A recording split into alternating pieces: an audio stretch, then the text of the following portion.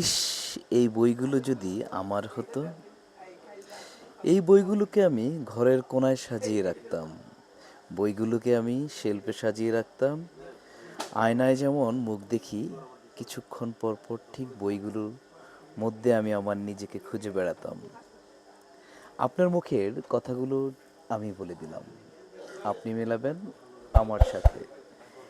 প্রথমেই দেখাচ্ছি পদ্মজান এবং পরিজান এবং আমৃত্যু ভালোবাসি, আমি পদ্মজা।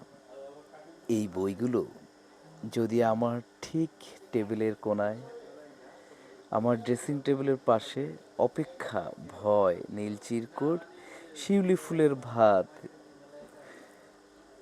এক সমুদ্র প্রেম, রেড রোজ, এই বইগুলো যদিই না থাকতো কেমন হতো? এই বইগুলো আপনার মনের ভাব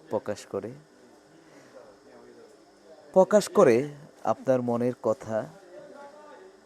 আমি যখন বই পড়ি, আমার কাছে মনে হয় বইয়ের মধ্যে যে গল্পটি আছে সেটা আমার মধ্যে ঘুরপাক খাচ্ছে।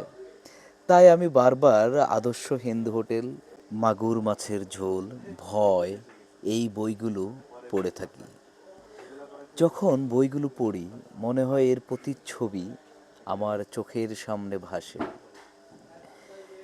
পরিজান পদ্মজা, আমি পদ্মজা, আমৃত্যু, এই বইগুলো আমার নিত্যদিনের সঙ্গী। রাত যখন গভীর হয় তখন আমি পড়ি ইংরেজি কিছু বই। আর অপেক্ষার কথা নাই বা বলি, আমি যে চিরকাল তোমার জন্য অপেক্ষায় থাকি তা বারবার আমার মধ্যে প্রকাশ হয়। এই বইগুলো আপনি আপনার সংগ্রহে রাখতে চাইলে ভিডিওর স্ক্রিনে দেওয়া নাম্বারে কল করবেন। ভালো থাকবেন, আল্লাহ হাফেজ।